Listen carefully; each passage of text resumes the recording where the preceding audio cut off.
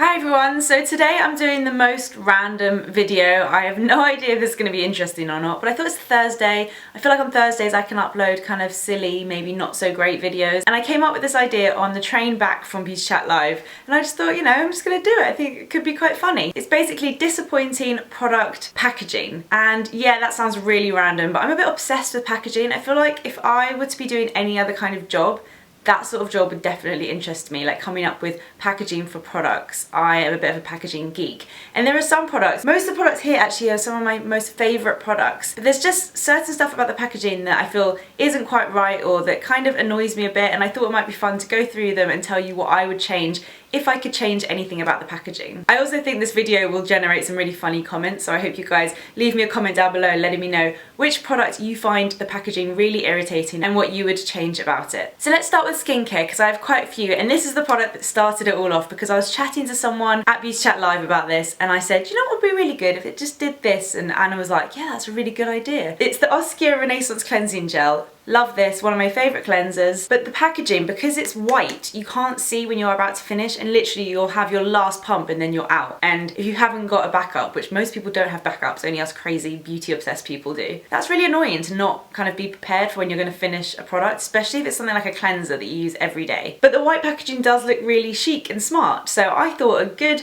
option would be to have like a clear panel on the side, just so you can kind of peek in and see the product inside, and then you should be able to see it sort of going down and see when it's nearly at the end. That's what I would do with this. This is such a stupid video. I also have another cleanser, my other favourite cleanser, which is the Emma Hardy Cleansing Balm. This is just the most amazing product. You've heard me rave about it before, but it comes in such a ridiculous pot. I think they did fix it so that it doesn't leak, but it basically comes in this huge tub. So you have to take the lid off, find somewhere to put the lid. I've got a really difficult bathroom with like hardly any surface area. Find somewhere to put the lid, and then you need to take a little spatula. You can use your finger, but then it all gets in your nails. I take a little spatula and I take a little bit. Look, I haven't even got much left in there. And then I've got to put it in my hand, find somewhere to put the spatula, and then the lid is falling over. The amount of times I've dropped this and it's just gone everywhere. It's so fiddly and so annoying. I don't know if you can put a balm in a pump. The Sarah Chapman one comes in a pump, so I think you can. Even if this is in a squeezy tube, anything but the tub. This is very annoying. I still use it because I love it, but I would definitely change this packaging. The other skincare product I wanted to mention, again, a favourite, I think this is my third tube of it, is the Esop Parsley Seed Cleansing Mask. I love, love, love this mask. I've nearly finished this one as well, and it comes in this really cool metal tube that I actually really like. I like these sort of metal tubes. They're a bit annoying to use. You can get one of those windy up things to make sure you get all the product out.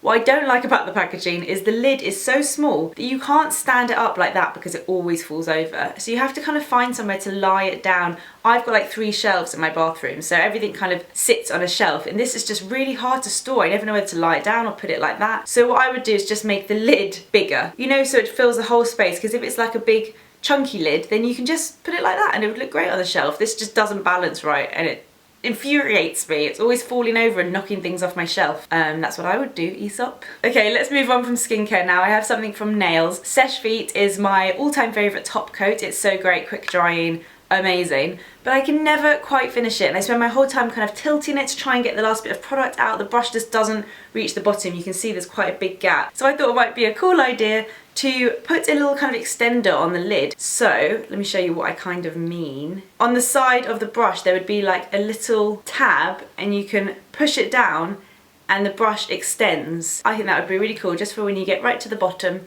I don't know if that would work, but that would be my kind of ideal dream for this nail polish. Okay, let's talk about foundation. Narshe Glow, great foundation, absolutely love it. But when you buy it, it just comes with a lid and no pump. When you buy the pump separately, which you can, which is fine, you can't then put the lid on top of the pump, so you're just left with the pump, which makes it really difficult for traveling because you're worried it's gonna spill. It makes it harder to store, and once you put the pump in, it's really hard to take it out because it just gets so messy. I've tried to like transfer a pump from one sheer glow to another and it was just a disaster. So if only they could get the lid to fit on when the pump is on, like the Giorgio Armani foundations. This has a lid and a pump. It's perfect. So much kind of easier to store, safer, better for traveling. It's very annoying, and then you're kind of left with this lid and you don't really know what to do with it. So make the lid Bigger, please, NARS. Okay, I only have a few left. Real Techniques brushes, I love them. They're really great, really affordable, very, very good quality. But when they originally came out, I think one of the kind of selling points was that they have this large base on the bottom. I haven't got my powder brush anymore for this reason. I kind of got rid of it.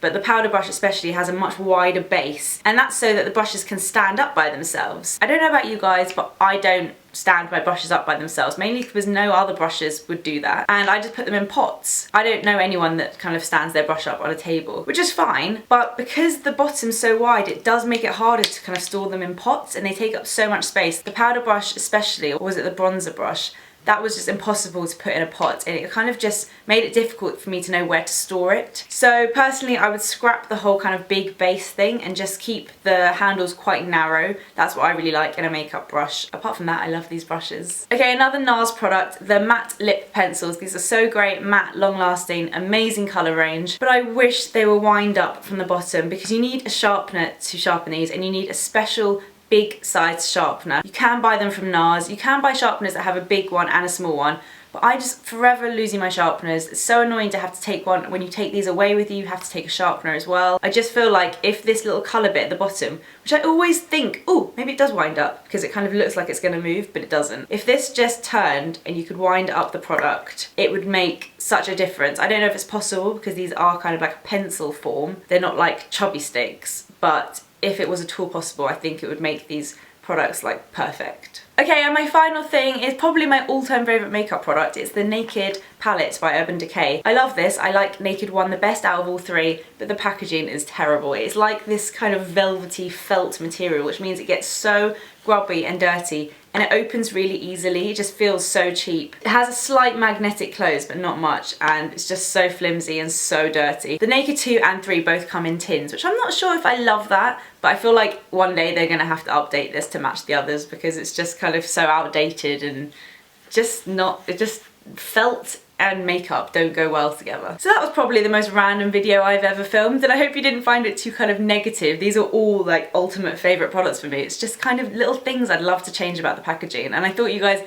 might find it interesting hearing what I would change about it. So please let me know what you would change about the packaging for some of your favourite products, and I hope you didn't mind a little random Thursday video. I'll see you on Sunday. I am doing a pretty exciting, I think, London video, so I hope you will enjoy that on Sunday, and I'll see you all then. Bye!